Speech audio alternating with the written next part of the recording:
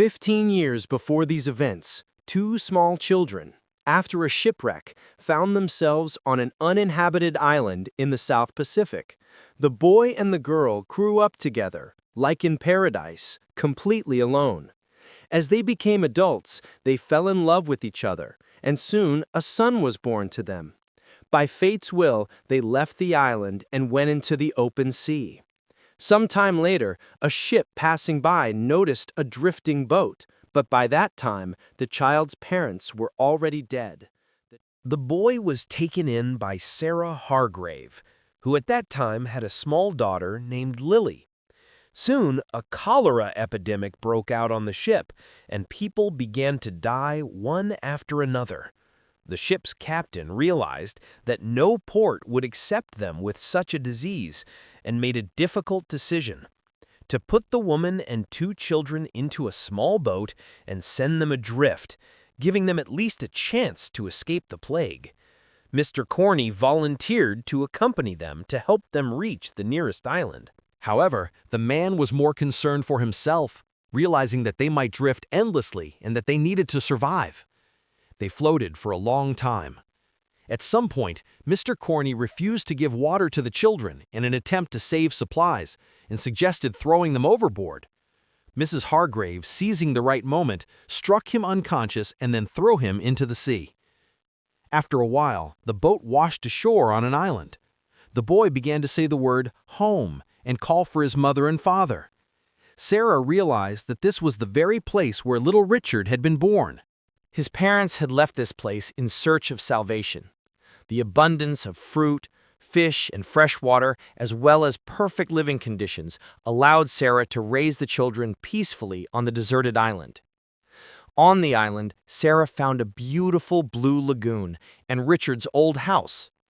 She built a signal fire in case a ship passed by and caught fish in the lagoon. The only danger on the island lay in its northern part, where every 3 months during a full moon, natives arrived to perform their bloody rituals. Years passed, the children grew up, and Sarah raised them as civilized people, hoping that one day a ship would come and take them to San Francisco. The children played with the island's animals and began to ask questions about the differences between male and female bodies and about marriage. Sarah explained the changes their bodies would go through as they matured, where children come from, and the purpose of marriage. One day, the children went fishing in a boat. At some point, the boat came loose and drifted away, leaving the children stranded on the reef, in the company of a shark living in the same lagoon. They were trapped until dark, when Richard came up with a plan to distract the shark with caught fish. Together, he and Lily swam back to the boat, narrowly escaping the predator's jaws. Sarah scolded them for this because there was a full moon that night. A storm approached the island, rain intensified, and it pierced the roof of their hut. Sarah tried to repair the roof in the rain. She caught a severe cold and soon realized it had turned into pneumonia, which would inevitably lead to her death. Sarah explained to her now strong and independent children that they would have to live without her, and showed them where and how to lay her to rest. Richard and Lily grew into teenagers. They lived in the lagoon, having arranged their home in the surrounding area. They continued to follow the traditions their mother had taught them. They celebrated Easter as a game, hiding colored eggs around the island. Richard added a rule to the game, saying that whoever found the most eggs would win a prize. In the end, Lily thought she had won, though Richard had let her win by hiding one egg he had found. Lily asked for her prize, and Richard pulled a huge pearl from the bottom of the sea. The girl was delighted with the gift and made a hair ornament out of it. The boy and girl behaved like typical teenagers. Richard competed with a shark, swimming away from it and boasting to Lily about his dangerous victories. Lily looked at herself in the mirror, studying her changing body, while Richard secretly watched her. Over time, their relationship changed and was no longer as innocent as in childhood. Richard began to miss those times. The teenagers felt attraction toward each other, not understanding what it meant. The girl became a woman and shared this with the boy. Changes were happening in Richard's body as well.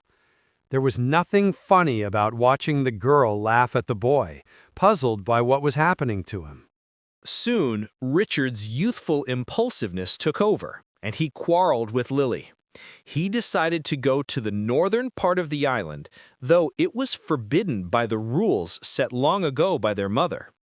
In the forbidden area, he found skeletons, human skulls, and various idol statues. Around that time, the tribe of natives arrived on the island to perform another ritual. Richard hid near them and covered himself with mud to be less noticeable. He watched their rituals while Lily waited anxiously for him at home.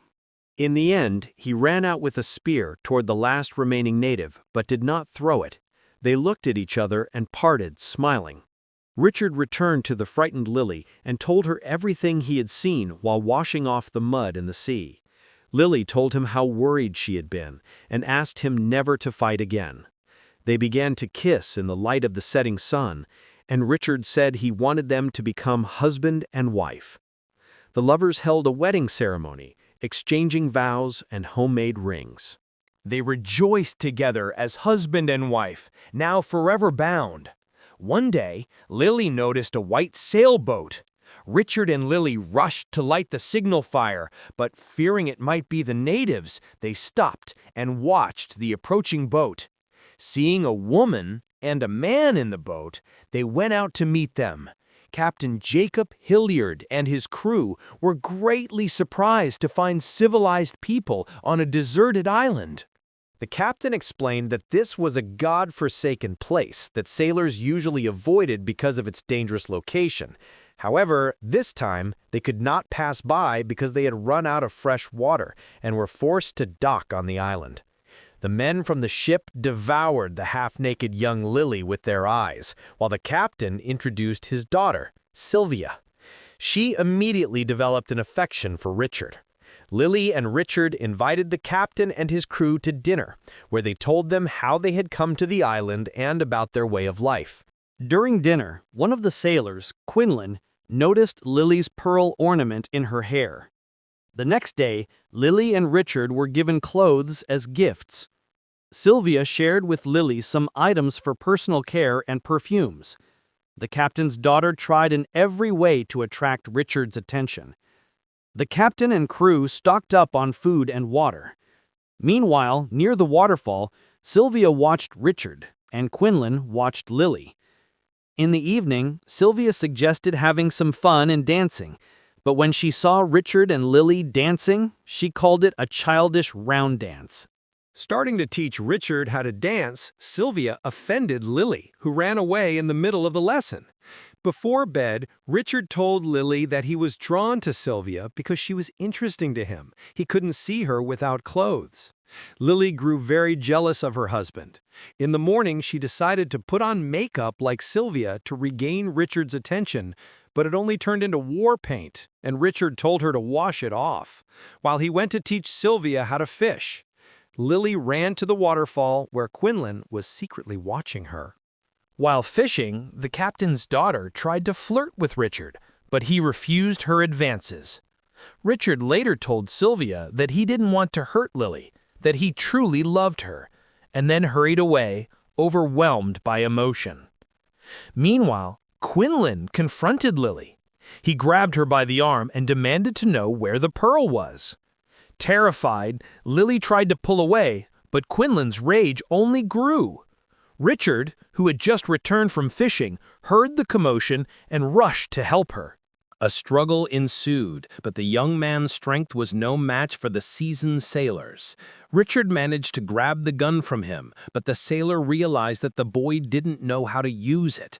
They rolled out of the hut and the crew rushed to separate them. However, the enraged Quinlan shouted to let him go. He wanted to shoot Richard. Richard ran off, and Quinlan chased him. He fired several times but missed every shot. Richard lured the sailor onto the reef where sharks dwelled. The sailor ran out of bullets and tried to swim after Richard, but moments later a shark attacked and killed him. Richard returned to Lily and told her that the ship would leave at sunset, but Lily said she wanted to stay.